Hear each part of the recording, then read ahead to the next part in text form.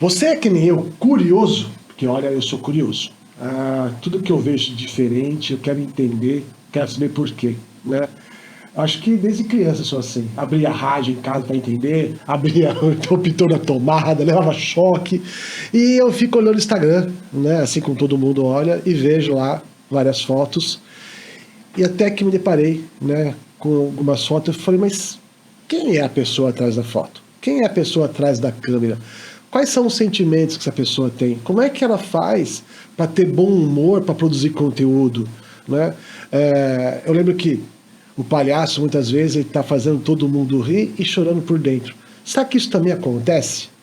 Pensando em tudo isso, vai eu caçar nos contatos, remexer quem que eu encontrei para trazer, né? Acho que a primeira convidada minha, que não é da saúde, porém, trabalha tanto conteúdo emocional que vale a pena a gente investigar, conhecer. Quero trazer Camila Pico, é isso? Camila Pico, Camila. Super extrovertida, né? Um sorriso fácil de ter. Largo, né? A gente olha o seu Instagram, traz tanta alegria, né? Parece que você está sempre bem com a vida. Parece que você... Não tem nem problema, né?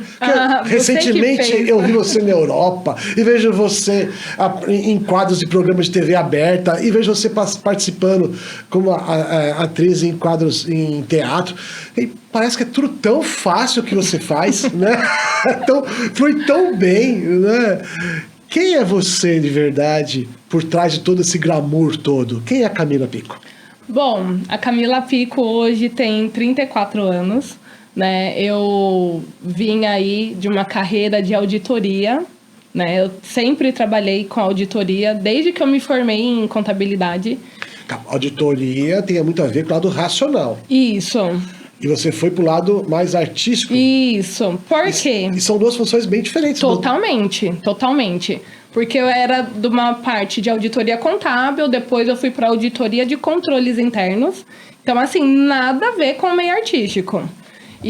Mas foi o que eu me formei, era o que eu sabia fazer de melhor, porque me formei para isso, né? E chegou no momento da vida que eu vi que eu só estava ganhando bem, né? Eu trabalhava com o que eu sabia fazer, mas eu só estava ganhando bem e não estava tão feliz. E foi quando, né, eu conversei com meu esposo e falei assim, olha... eu acho que eu preciso pensar em um plano B, porque eu não tô tão feliz, isso já estava mexendo com o meu psicológico também. E foi quando eu saí da empresa que eu estava e decidi me jogar no artístico. Isso tudo conversado, combinado com meu esposo. Teve um apoio, então, por trás disso. Isso, um acordo mútuo, né? E ele falou, amor, então tenta. Mas são habilidades diferentes, né? Totalmente. Por uma grande curiosidade, né? No meu consultório, um dos maiores públicos que eu atendo é no meio contábil, né? Atendo vários escritórios hoje, dando suporte de liderança e tal. Então a gente desenvolve algumas habilidades que não tem nada a ver com o mundo artístico. Como é que foi você poder... Como você encontrou essas habilidades, por exemplo? E mesmo na época que eu estava na auditoria, eu sempre mexi com o Instagram, né? Participava de alguns eventos que eu era convidada. E isso conflitava com a minha profissão. Porque um auditor tem que ser uma pessoa muito centrada, muito reservada. E eu não sou nada disso. Eu sou uma pessoa pública, adoro falar da minha vida, adoro compartilhar, rir, dançar. E penso, um auditor agir dessa forma? E então eu pensei, cara, eu preciso pensar em um plano B. E daí foi quando o meu esposo falou, não, eu tô com você, vai atrás do seu objetivo. A gente trabalha no consultório algo chamado prisão de ouro, tá? O que é uma prisão de ouro? Então, eu quero que você imagine o seguinte, né?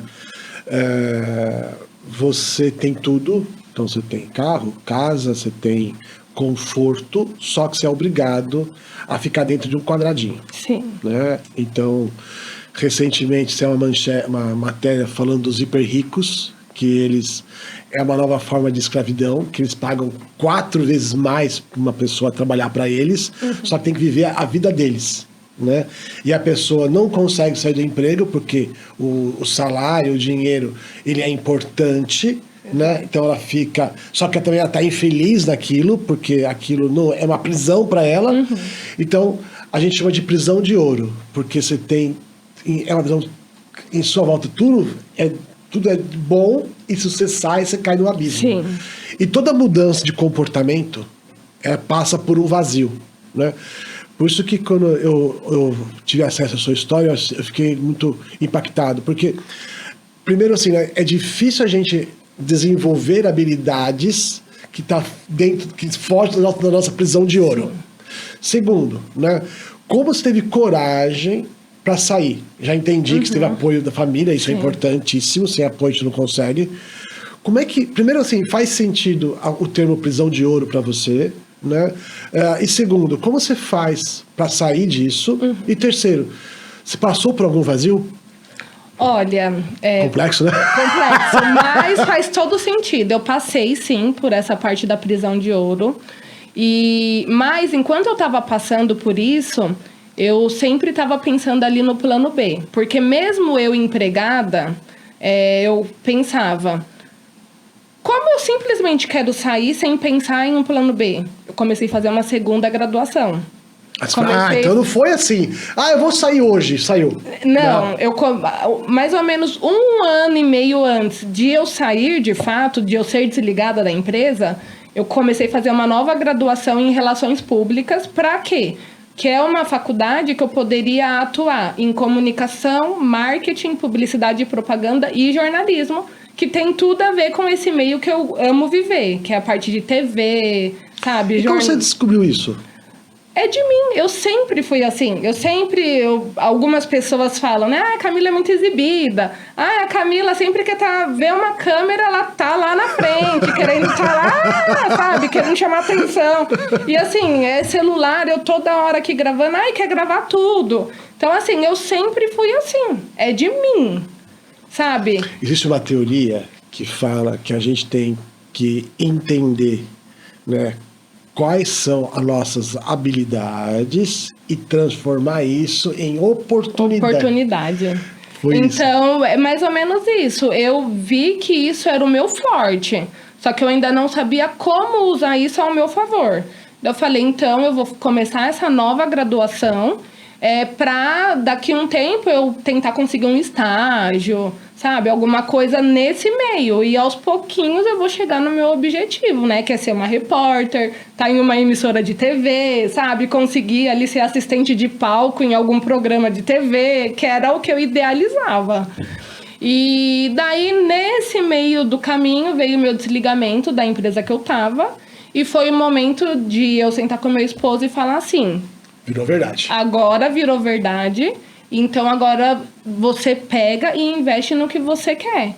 E daí eu fui para uma produtora musical de uma amiga minha, que eu sou muito grata a ela, que ela me abriu várias portas. É uma grande amiga. E daí eu fui para essa produtora musical, que eles atuavam muito aí no meio de funk, né, melodia. E daí foi minha primeira oportunidade no meio. E daí, nisso, ela me colocou... Cantar lá? Não, eu fui para a parte de marketing, para ajudar na parte de marketing da produtora. E daí, nisso, eu consegui fazer assessoria artística de alguns artistas lá da produtora para levar no SBT, para participar, vamos supor, no programa do Danilo Gentili, que daí, no caso, eu levei o filho dela, que ele foi como artista... Daí depois tinha um outro artista lá que ele fez alguns trabalhos com o Rick Bonadio, que era jurado do The Voice. Sim, aliás, do The Voice não, do Ídolos, no SBT. Então ele foi lá fazer um trabalho com o Rick Bonadio e eu fui assessorando ele. E daí assim... O que é o trabalho de assessoria para o artista? A assessoria é basicamente você tá ali dando um suporte para o artista. Você vai fazer a network para ele... Você vai estar ali filmando ele, você vai estar ali do lado, às vezes falando, ali é o Fabiano. O Fabiano, ele tem um podcast, ele é psicólogo. Você vai dando como se você fosse relações públicas do artista, entendeu? Você é a mente dele ali e também toda a parte gerencial atrás ali da carreira dele. É muito complexo É isso. bem então. complexo. Mas assim, como eu ainda estava iniciando nesse meio, eu ainda estava aos pouquinhos, mas já estava ali inserida, através dessa minha amiga que me deu essa oportunidade. E eu lembro que a primeira vez que ela pediu para eu ir junto com o filho dela, sendo assessora artística dele, eu fui no SBT. E eu nunca tinha ido em um camarim. E eu falava, meu Deus, que sonho! Eu tô aqui no camarim. E assim, eu só fui como a assessora. Eu não era a artista que estava lá. E daí eu lembro que, sabe, meu coração ficou cheio de emoção. E eu falei, meu Deus, eu não tô acreditando. Eu no camarim do SBT. Sai da frente todo mundo. E tudo bem, isso aconteceu, vamos supor, em fevereiro de um ano. Poucos dias depois, ela me chamou e falou assim, amiga, chama fulano de tal, que eu falei um pouco de você, e essa pessoa, ela tá precisando de gente para participar de um casting de uma novela lá no SBT. Eu falei, o que agora? Me passa o contato dela. E não teve medo de nada? Nada. Quando ela me falou, eu falei, agora. Daí, na mesma hora, eu já chamei a menina. Nossa, que interessante, né? Porque a gente, quando ativa o nosso imaginário, né? Vou gravar, vou fazer. Sim. O imaginário vira algo, nosso inimigo, né? Sim. Você só foi. Eu só fui porque era tudo que eu sempre sonhava, sabe? E daí eu falei pra ela, agora. Daí chamei a menina, que era a Camila, passei todas as minhas informações. Daí ela falou assim, isso era uma quarta-feira. Ela falou, olha, no sábado eu já tenho uma gravação, você pode ir? Eu falei, lógico. Ela, assim, achando que ia ser um empecilho pra mim. Eu, não, se você quiser que eu vá agora, eu já vou. E daí eu já fui fazer minha primeira gravação. Era como figuração, porque eu não sou atriz, né? Não tenho DRT. Mas pra mim aquilo já era tudo. Eu falei, cara, eu tô dentro do SBT gravando novela. E nesse período, como ela pegou uma confiança em mim, eu fiquei em figuração específica. Então, toda semana eu tava no SBT gravando novela em um personagem específico da figuração. O que, vamos supor, era numa parte do cenário que sempre que filmava ali, era eu que estaria ali, cuidando de uma venda de suco, entendeu? Então, era um personagem específico. Você consegue pôr em palavras como que é viver um sonho? Olha, em palavras, eu acho que para mim é realização. Porque eu tinha um medo, assim, de eu chegar nos meus 50, 60 anos e falar assim, eu não tentei, sabe? Eu só trabalhei, eu ganhei bem, né?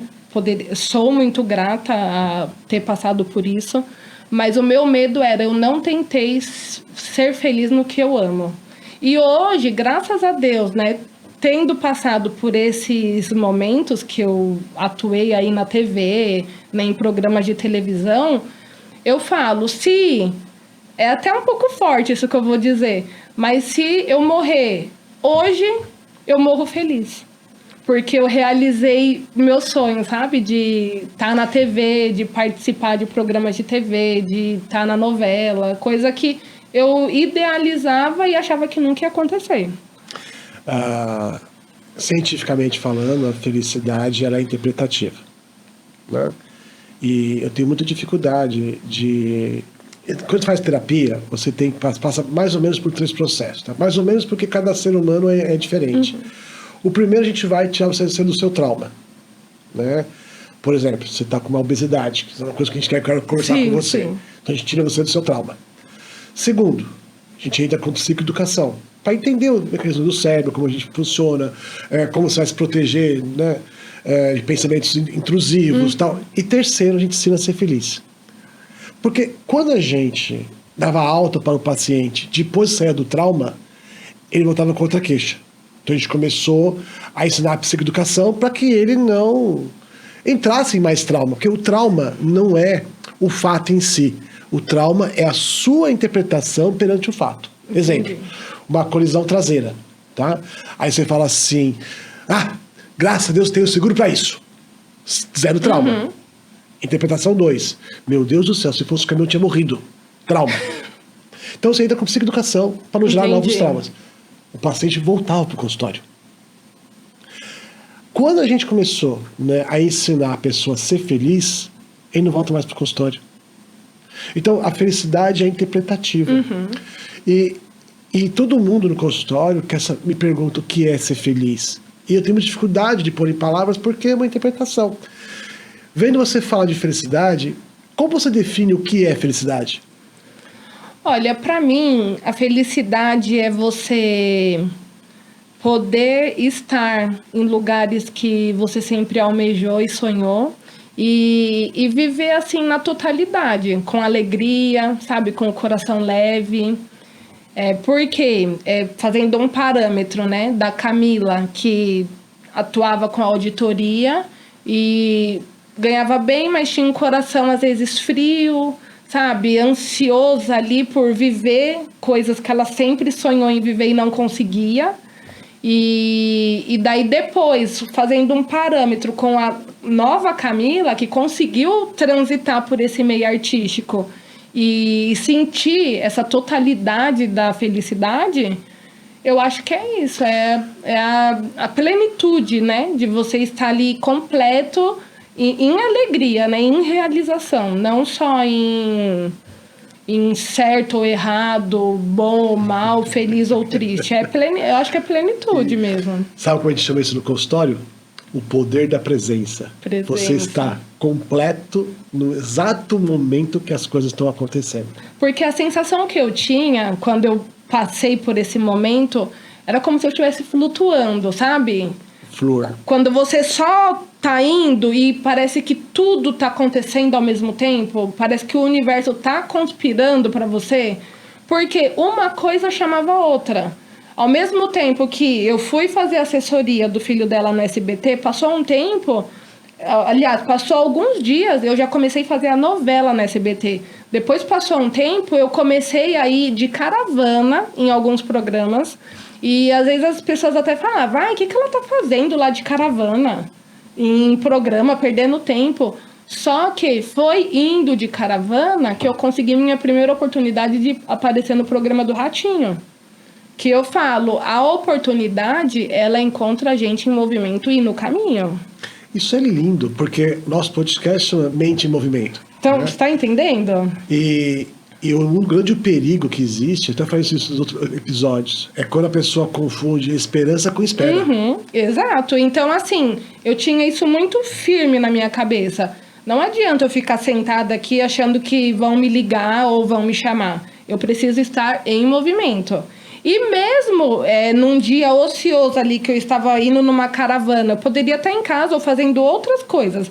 Mas eu pensava, se eu quero estar dentro da emissora, mesmo que seja de caravana, eu estarei lá dentro. Tá entendendo? Você quer viver o meio, né? Isso, eu queria viver o meio. Eu não sabia como. Mas eu falei, vou começar a ir nas caravanas. Comecei a ir primeiro de caravana, depois eu me agenciei em agências de modelo. E daí já mudou a ótica. Por quê? Eu ia como primeira linha das plateias. Ah, tem isso também? Também tem isso. Quando você vai de agência, eles pegam algumas mulheres e colocam na primeira fileira. Então você vai aparecer mais na filmagem. Às vezes, quando eles forem te chamar, pode ser que pegue você ali, porque já tá na frente, entendeu? Então eu pensava, é isso que eu quero estar. Quem não é visto não é lembrado. Eu sempre pensava isso. E, enfim, fui de caravana e, igual eu falei, a oportunidade, ela me encontrou no caminho. O pessoal da produção veio e falou assim, quem aqui sabe cantar? Eu falei, meu Deus, eu não sei, né? Daí eu? Daí ele, sabe cantar? Eu falei, eu desenrolo. Então vem comigo. Já me levaram lá para um camarim dentro. O pessoal todo da caravana tava lá fora. E daí já entrei nos corredores do SBT. Fui, troquei de roupa e tudo no mundo. Ia participar do chuveiro do Ratinho. Eu lembro desse quadro. Chama Desafiando o Maestro. E daí quando não... Falaram, cancelou, não vai mais gravar hoje. E nisso eu já tinha divulgado. Gente, eu vou participar do Ratinho hoje. Eu falei, meu Deus, vão falar que eu sou uma grande mentirosa. Conclusão, eles falaram, mas fica tranquila. que daqui 2 dias a gente vai te buscar na sua casa para fazer a gravação quinta-feira. Eu falei, o quê? O SBT vai me buscar na minha casa? Eu falei, cara, eu não tô acreditando nisso. Porque no dia não deu. Daí voltei com o ônibus pra casa da caravana. 2 dias depois, o carro do SBT tava na porta da minha casa me buscando. Então, assim, pensa, que mundo! Que mundo! Sim, eu idealizava e tava saindo melhor do que o que eu esperava. Só que você fez uma coisa muito rica, sem talvez, no nível de inocência, talvez, porque a gente fala que o meio molda a gente. Então, quando a gente, sei lá, a gente é transportado agora para Tambaba, aquela praia linda lá em João Pessoa, de nudismo, a gente vai ser os únicos estranhos de roupa. Sim. Então você vai ficar peladão igual todo mundo lá. Só que se for de novo teletransportado para Marechal, que é uma rua super movimentada aqui em São Bernardo, você vai ser preso na identidade de pudor.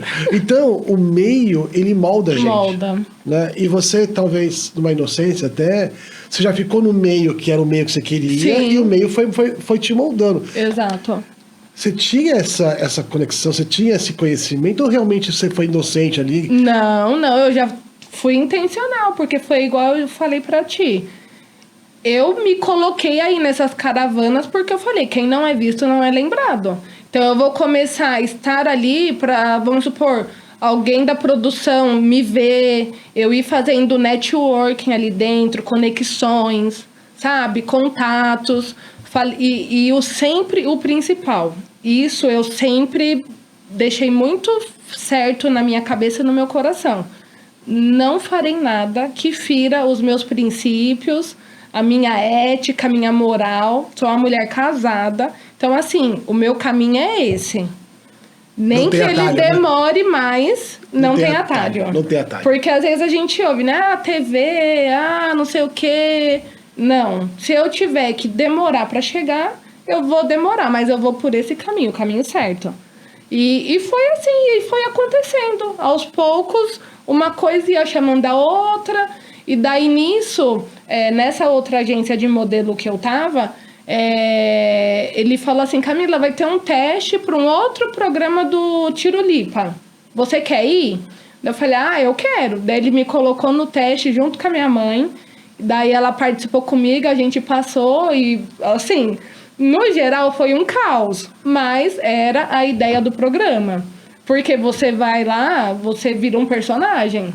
E o meu personagem era de ser subcantora. Subcantora não é uma cantora, é uma pessoa que canta muito mal, que vai lá pra desafinar mesmo. Mas quando eu entrei no palco, todo mundo pensou, nossa, essa menina deve cantar horrores. Mas quando eu peguei no microfone, Whitney Houston quis morrer. E tá gravado isso? Tá gravado. Deve ser curioso mesmo.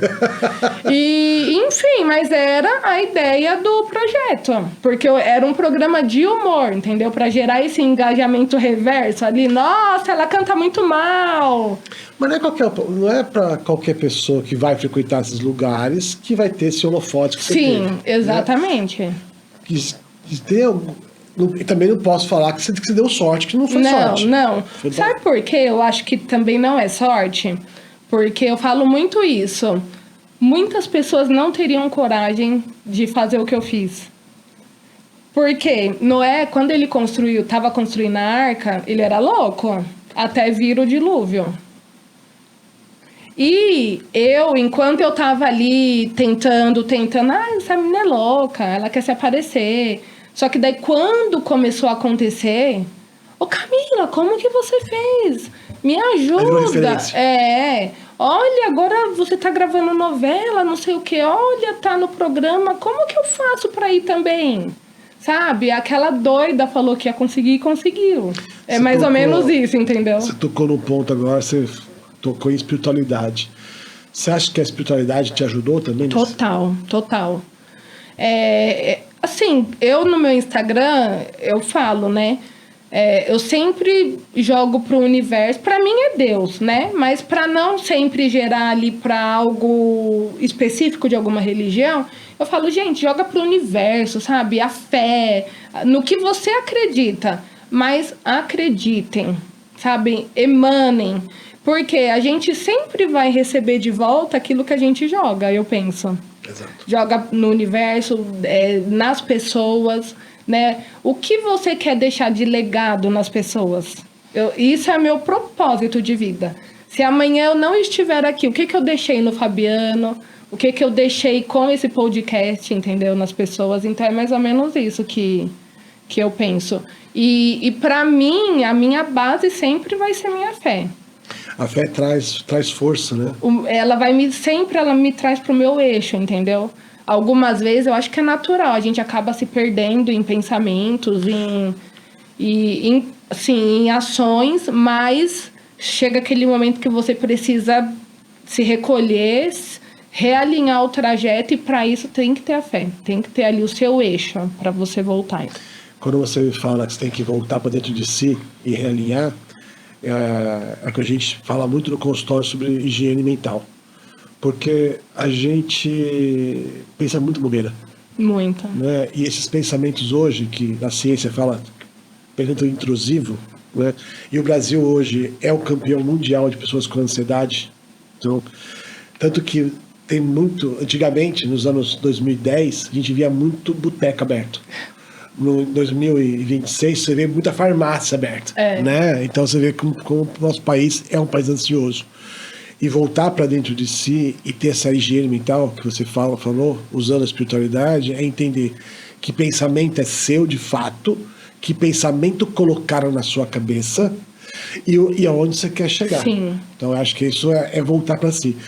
Só que na sua história, né, eu tô com uma cola aqui, que, né, quando você vai entrevistar pessoas assim, que não faz parte do seu, tem que vir com cola, né? E não é uma cola de ar, não, tá, gente? É uma cola realmente desenvolvida, né? Você passou, né, por uma bariátrica, você chegou a pesar 120 quilos. E assim, como que você sai de 120 quilos, né, para 57, que é metade, então você se dividiu no meio. Eu perdi 57, né? Cheguei em 63. Menino do céu. Então essa história vai muito além do que estamos falando, né? Muito, muito. Você tinha quantos anos com 120 quilos? Olha, eu operei em 2020, 5 anos atrás. É recente, então. É recente.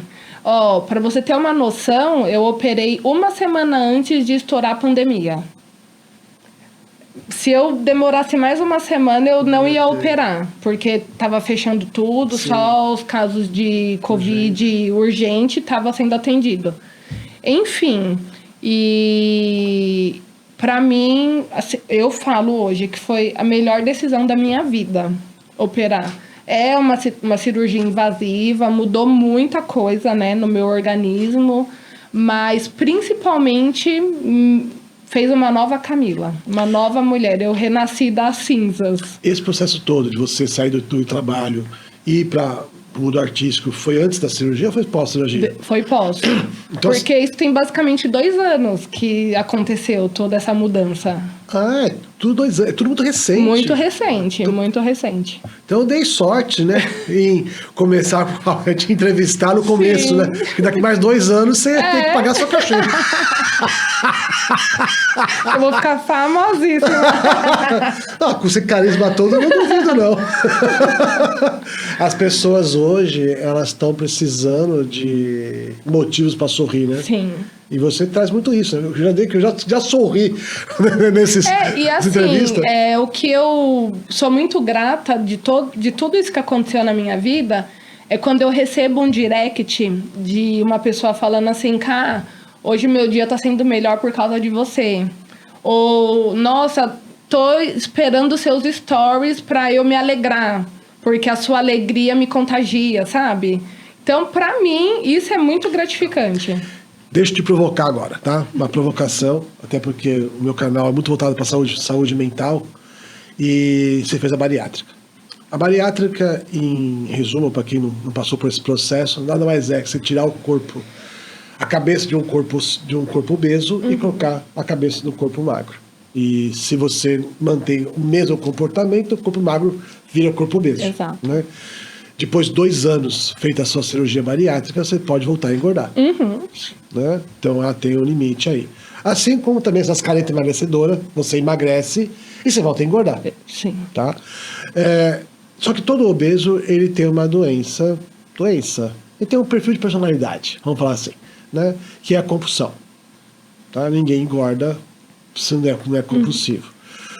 Uma vez que você castra o canal de comida, essa compulsão não foi castrada, ela está em você. Então, geralmente, a compulsão, para a mulher que faz bariátrica, vai para sexo, droga, bebida alcoólica, compra, né? São esses viés que vai. Mulher, geralmente, no consultório, que eu percebo, é muito para álcool e compra, né? Porque você imagina, né? Você sabe disso. Quando você vai numa loja, as roupas não são feitas para gordo, né? Não. As roupas são feitas para pessoas magras. E o curioso da sociedade é que quanto mais gordo você vai ficando, mais obeso você vai ficando, mais invisível você se torna. Não tem assento de avião, não tem carro para você, né? Então você vai ficando invisível para a sociedade. Então, quando a pessoa emagrece, todas as roupinhas da loja ela pode comprar. Todas.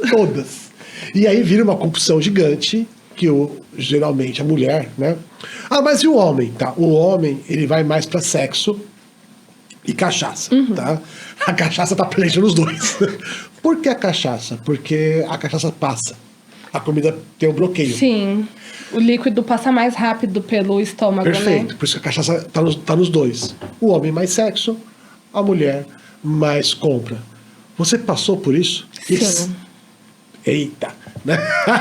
Mas no meu caso não foi, né, compulsão alimentar, nem de cachaça, nem de compras. Foi de cigarro eletrônico. Você partiu pro cigarro eletrônico? Cigarro eletrônico. Foi a droga que você encontrou? Foi. Assim, total. Olha... A ponto de me dar abstinência se eu tentasse parar. Eu tenho um amigo pessoal meu que ele trabalha no SUS e ele faz a parte dos remédios para câncer de pulmão. Aí eu falei para ele assim, então vocês estão felizes com o cigarro eletrônico, né? Porque vai ter de gente com câncer de pulmão. Ele falou, não, nós estamos fazendo campanha para parar porque não dá tempo de usar nosso remédio, morre antes. Meu Deus. Eu quis falar isso porque o cigarro eletrônico é um problema atual da sociedade. Ele vem com gosto e ele é mais fácil que o cigarro. Porque o cigarro, eles puseram pólvora, né? Para não apagar. O eletrônico nem precisa acender. Ele é prático, sabe? Ele não tem o cheiro do cigarro. Você pode fumar em qualquer lugar, seja ambiente aberto, fechado. Então, é um perigo. E... Só que ele vicia 3 ou 4 vezes mais rápido. Muito mais rápido. Porque ele tem a quantidade maior de nicotina e a facilidade, né? Então, hoje você vê adulto fumando, adolescente fumando... Idoso, né? Ah, vou tentar sair do cigarro comum, vou pro eletrônico. Mas é um risco. Mas, assim, falando do meu caso... eu, antes da cirurgia, eu gostava de narguile, né? Fumava vez ou outra o cigarro eletrônico, mas eu não gostava, assim, não era... Não tinha sentido. Não era aquela compulsão, sabe? Aquele vício. Era só porque tava todo mundo fumando, eu fumava um pouco. Mas, quando eu operei, aí virou uma chave. Porque aí começou a virar uma necessidade. Sim. Acabava o cigarro, eu preciso de outro. Antes de acabar, eu já pensava, meu cigarro tá começando a queimar, já tem que ter outro novo aqui. Até que eu comecei a ver que não era normal. Eu falei, nossa, tá estranho isso. As pessoas falando, o meu cigarro dura 1 mês. Quem não é viciado, né? O meu cigarro dura 1 mês. E eu vendo que o meu tava durando, assim, 1 semana. Então você estava fumando pelo menos 4 vezes mais rápido. Sim, exatamente. E eu me vi fumando quando eu acordava. O dia, se eu tivesse triste, eu queria fumar. Se eu tivesse feliz, eu queria fumar. Se eu acabei de tomar café, agora é hora de fumar. Antes de almoçar, fumar. Mas não tem a ver, né? A alegria que você passa de vida não tem a ver. Porque quando a gente vai tratar, né, essas drogas todas, eu sempre falo que são suicídio inconsciente. Porque você sabe que você vai morrer. Todo mundo sabe, né? Mas todo mundo morre, tá bom. Mas você vai morrer mais rápido. Porque todos nós, é como se a gente fosse uma vela, sabe? E a gente não sabe também da nossa vela. Sim, Só que o cigarro faz a vela queimar mais rápida. mais rápido. O cigarro, cocaína, cachaça, né? Não combina com vocês. Tem uma alegria de viver fumando. Então, e eu não sabia explicar, mas eu acho que entra nessa vertente que você falou, que eu troquei a compulsão. Antes, se a minha compulsão era comer, por isso que eu era obesa, e eu comia a qualquer momento, a qualquer situação, a qualquer sentimento, eu mudei pro cigarro. Então, se eu tava feliz, eu tava fumando. Se eu tava triste, eu tava fumando. Se eu acabei de acordar, sabe? Era tudo, o dia inteiro. Às vezes eu trabalhava home office, né? A maior parte dos dias da semana. Então, se eu tava aqui, ó, fumando aqui do lado. Nesse nível, sabe? Agora, se você tá presencial, você já tem um limite. Eu só posso fumar se eu sair pra fumar, mesmo que seja o eletrônico, entendeu? E quais foram as ferramentas que você usou que você percebeu que tinha algo errado? Então, acho que a primeira coisa foi você... A consciência, né? Isso, admitir que só dá pra gente se curar primeiro tomar consciência que estamos doentes. Então, a primeira coisa foi você admitir que estava doente perante o seu próprio vício. Quais foram as ferramentas que você utilizou que podem ajudar as pessoas hoje que estão passando por um processo parecido pararem com esse tipo de vício? Bom, primeiro ponto foi eu identificar que eu tava com um vício, uma compulsão assim incontrolável. Por quê? Um dia eu falei, eu não vou mais fumar. Joguei o meu cigarro na lixeira de casa, na lixeira do reciclável. E fui para a empresa.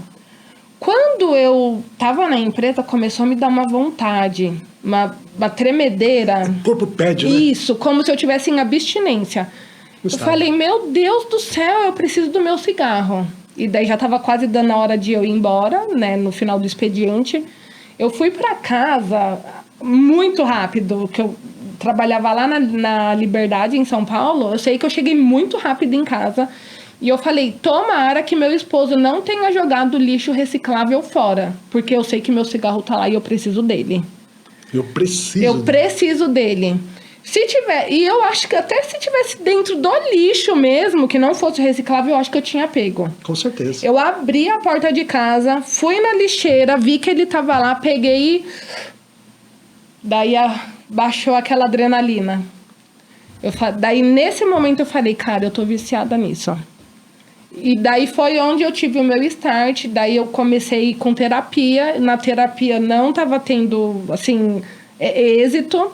E eu falei, eu preciso... Daí a terapia, não tava dando o êxito que eu esperava. Porém, ela falou, Camila, vamos combinar o tratamento? Marca com pneumo, porque às vezes precisa de uma medicação. Daí eu marquei o pneumo. E ele me recomendou adesivo e ele ia entrar com medicação via oral. Só que eu falei, doutor, eu não quero, porque vai que é algo que mexa com o meu psicológico, sabe? Esses controlados, eu já sou meio louca. Daí, tomar mais remédio, eu não quero. Daí, comecei o tratamento com adesivo. Não vou mentir, tá? Eu comecei esse tratamento, aliás, eu fiz esse tratamento 3 vezes. Eu fiz uma vez... Cheguei no final, fiquei um tempo sem fumar, recaí. Fiz outra vez. E não é barato. Porque cada caixinha desses remédios, cada uma que dura uma semana é R$100 e poucos. Então imagina, 4 caixinhas no mês. E às vezes eu pensava, vai ficar mais barato eu continuar no meu vício. Mas não, tentei de novo. Recaí.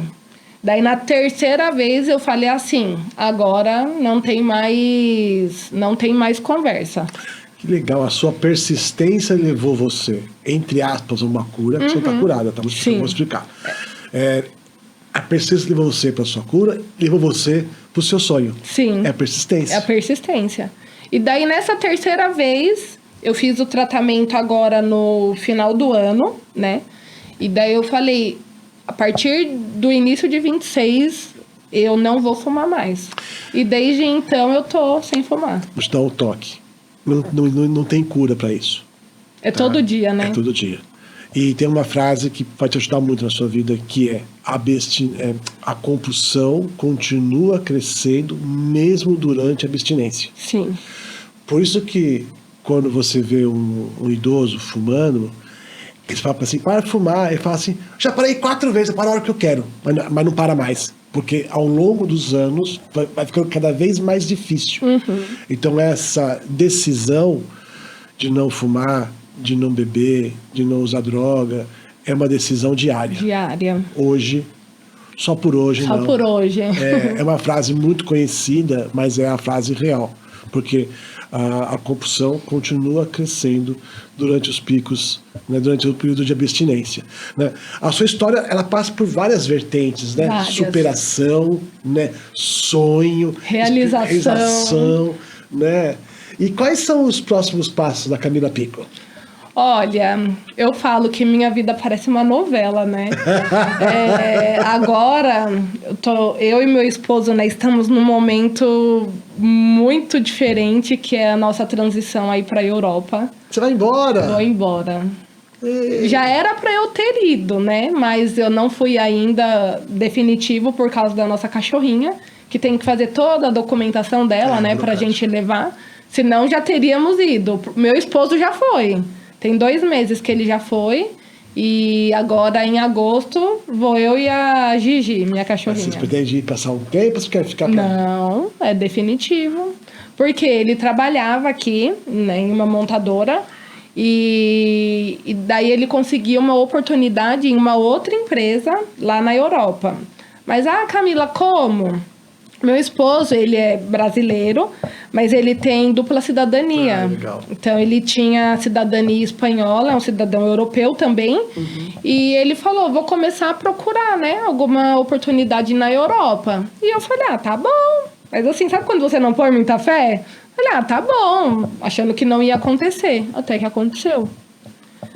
Eu falei, meu Deus do céu, como assim? E o processo evoluindo cada vez mais, né? Das entrevistas. E daí, mas detalhe, antes ele sempre falava, né? Ai, amor, e se acontecer? Não, amor, eu tô com você, vamos. Só que daí quando você tá dentro do barco, o que acontece? Daí você sai correndo de um lado pro... meu Deus do céu, largar todo mundo aqui, família. Eu sou muito apegada à minha família, minha mãe, por falta de uma mãe, eu tenho 2 mães e 2 pais. 2 famílias biológicas, mas eu não vou entrar nesse assunto. Mas eu tenho minha família biológica e minha família de criação.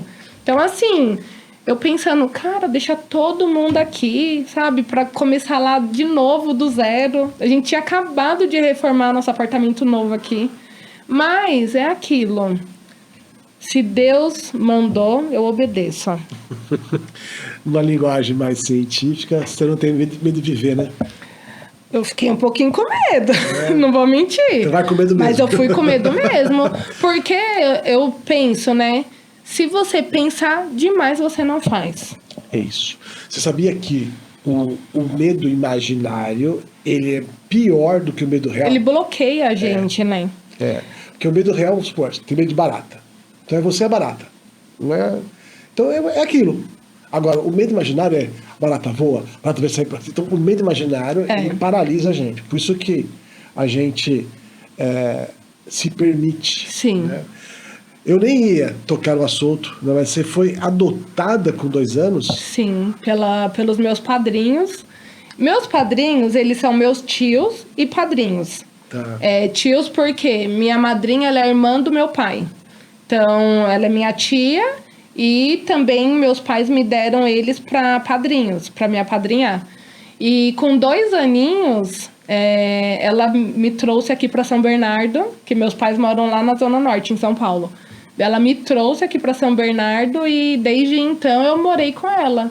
Até eu casar. Só saí da casa dela quando eu casei. Ai, Camila, mas por que, né, você foi morar com ela? Minha madrinha, ela já era aposentada, né, que antigamente aposentava mais cedo, né? Ela já era aposentada, já estava com os filhos, assim, grandes, né, basicamente criados, que não dependiam tanto dela, já eram mais independentes. E ela tinha uma condição melhor, assim, né? Não era rica, mas tinha uma condição financeira boa, né? Para me dar uma estrutura, educação. E como ela era minha madrinha, ela sempre me levava, né, para viajar final de ano. Eu tinha um vínculo muito forte com ela, já convivia com ela. E daí ela falou assim, né, vou conversar com a mãe da Camila para ver se eu posso cuidar dela. Porque eu posso dar uma condição, um futuro melhor para ela, né? Vou ter tempo para dar educação, amor, carinho, presença. E minha mãe, ela trabalhava muito, né? Às vezes não tinha tanto tempo de estar ali com a gente efetivamente o tempo todo. E ralando ali, né, para dar o sustento pra gente.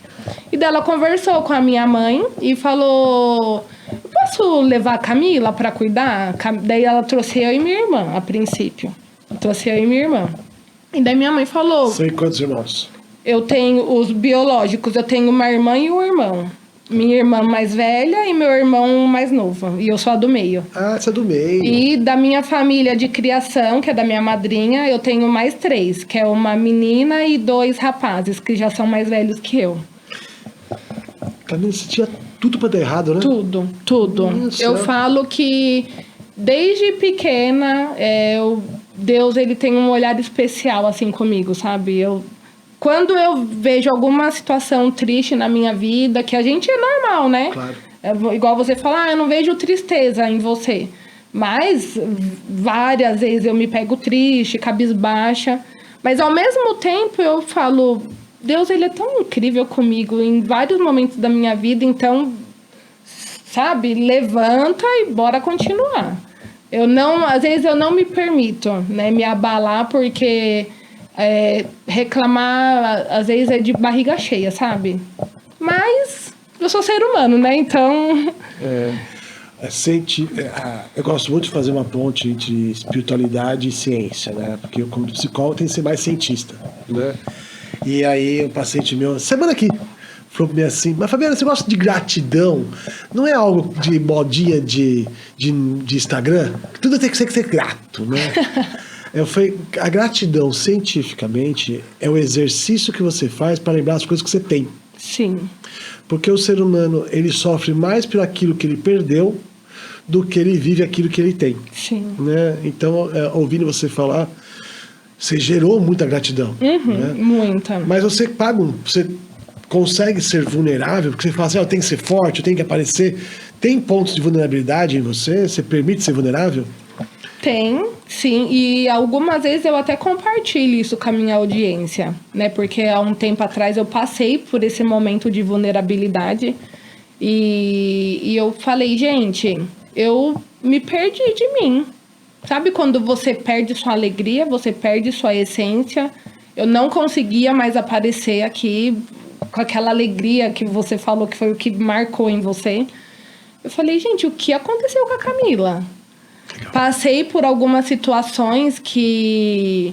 Sim, de convivência, sabe? De pessoas que acabaram me trazendo a minha pior versão. Que isso é preocupante. Sim. Eu tava me perdendo, sabe? De ser aquela Camila legal, coração bom, de ver a parte positiva de tudo. Eu falei, eu tô ficando amarga. Eu não sou desse jeito. Eu comecei a não me conhecer em algumas coisas. E isso é muito interessante, porque me perguntam para mim o que é amor. Né? Amor, ele tem que ter 2 temperos. Tá? Lembrando que o amor tem diversas formas de se manifestar. Tá? O amor, né, de homem para mulher, o amor de um casal, o amor de pai e mãe, amor de irmãos, amor por um pet, amor pela profissão, né? Então o amor vai ser... Mas toda forma todo relacionamento tem que ter amor. Tem que ter amor. Né? Só que para gerar amor tem que ter 2 ingredientes. Né? Primeiro, vínculo. Não dá para amar quem você não tem vínculo. E segundo, a admiração. Sim. Não dá para amar quem você não admira.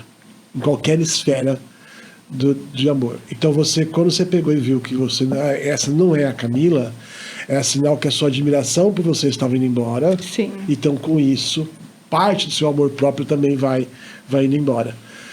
Como foi, primeira pergunta, como foi você se dar conta disso? Segunda pergunta, como foi sair disso? Porque você já saiu de uma obesidade, já saiu de um emprego que você não queria, já saiu de um vício e agora você tinha que sair existe depressão e tem um estado depressivo. Sim. Tá? Tá um estado depressivo, né? Quantas saídas, né, Camila? Quantas? Muitas. Como foi sair disso? Como foi reconhecer e sair disso? Sim, assim, em primeiro ponto, foi eu entender o porquê. Primeiro eu entendi que foi a situação que estava me deixando daquela forma. De eu me perder do lado bom que eu sempre achei que é o que me pertencia. Segundo, foi me afastar dessa situação. E terceiro, eu entender que as pessoas, elas dão o que elas podem, entendeu? Perfeito. Eu falei, depende de mim deixar isso me afetar do jeito que me afetou, e eu me perder, e às vezes até trazer algo de um lado meu que eu não gosto, ou eu simplesmente falar, não é sobre mim. O mesmo ambiente que moldou você para o mesmo artístico é o mesmo ambiente que pode estar ser doente. Exato. Por isso que a gente tem que tomar muito cuidado em que ambiente nós vamos. Nem todo ambiente merece a gente. Merece. Nem toda mesa merece. Nem toda cadeira nós temos que sentar. Sim. Né? Então isso é muito importante. Né? E são várias histórias de superação. Né? Talvez por isso que o Brasil ficou pequeno para você, né? Menino, que coisa, né? Por isso que eu vou primeiro você. Eu achei super chique você falar. E eu compartilhei com a minha audiência. Achei super chique isso, né? Não é chique, né? Super legal. Né? Mas o que eu achei mais chique ainda foi a gente entender que nós não temos a necessidade de ser Mulher Maravilha, super-homem. Não. E que a gente possa se conectar com pessoas que também permitam ser vulnerável. Porque hoje nunca se falou tanto de saúde mental, né? As empresas hoje estão implantando sistemas para garantir saúde mental, que é a NR01. Né? Então, a gente vê que saúde mental, né? Ser chique é ter saúde mental. Mas sabe algo que eu acho muito importante eu ressaltar aqui também? Que eu fui criada por uma mulher muito forte. Ela me ensinou a ser desse jeito. Primeiro, minha madrinha, né? E também minha mãe. E eu, assim, até queria enfatizar, a gente falando muito de saúde mental, né? Que, vamos supor, mas parece ser tudo muito fácil na sua vida. E eu passei por alguns maus bocados também. Sim. Principalmente nessa questão, né, da minha adoção aí pela minha madrinha. Porque sempre algumas pessoas, né, perguntavam... mas você ama mais sua mãe ou sua madrinha? E isso é uma situação muito difícil, sabe? Porque são amores distintos. Não se misturam. Né? Sabe, eu amo as duas. Uma é minha mãe e a outra é minha madrinha, mas também é minha mãe, porque ela me criou. E isso, às vezes, me gerava um conflito interno, sabe? Porque ao mesmo tempo que eu pensava, foi muito bom para minha vida eu ter sido criada pela minha madrinha, porque ela me deu amor, me deu educação, me deu estrutura e discernimento para eu guiar minha vida. Eu sou o que eu sou hoje graças às orientações dos meus padrinhos, que são meus pais também. Mas dentro eu pensava, mas por que eu não cresci com a minha mãe biológica? Todo mundo cresceu com seu pai e com a sua mãe, por que eu não? Mas isso era algo meu. E daí, na terapia, eu tive a virada de chave. Ela falou, mas você já perguntou isso para sua mãe algum dia? Eu falei, não. E as coisas acontecem como elas têm que acontecer. E um determinado dia, a minha mãe, né, não me recordo ao certo, a gente entrou nesse assunto. E ela falou assim... Mas você sabe por que eu deixei você ir morar com a sua madrinha? Eu falei, não, né? Inclusive é algo que eu tenho curiosidade, né? Ela falou assim, porque quando eu era pequena, meu pai não tinha condição nenhuma. A gente passou fome, passou necessidade, e uma família quis me levar para me criar. E meu pai não deixou. Ele falou, todos os meus filhos vão passar fome aqui comigo, vai comer leite com sal, mas nenhum filho meu vai embora. E minha mãe disse que ela chorava, desesperada. Pai, pelo amor de Deus, deixa eu ir. porque lá eu vou aprender a ler e escrever. E até hoje minha mãe, né, não sabe ler muito bem, escrever, e ela passou por isso. E ela falou, eu não quis que você passasse o mesmo que eu passei. Foi a forma que ela encontrou de quebrar um ciclo. Sim. E daí, quando ela me falou isso, foi um divisor de águas pra mim. Porque algo que às vezes me doía de pensar era, assim, foi difícil pra minha mãe também. Foi. Entendeu? Foi uma decisão muito difícil. Isso custou minha distância dela, sabe? Eu viver longe dela. Sim. Ouvindo a sua história nesse ponto de vista, né? É uma história de amor do começo ao fim, né? Sim. E assim, mesmo, né, eu morando longe, aos finais de semana eu sempre via, né? Porque minha avó morava no mesmo quintal ali da minha mãe.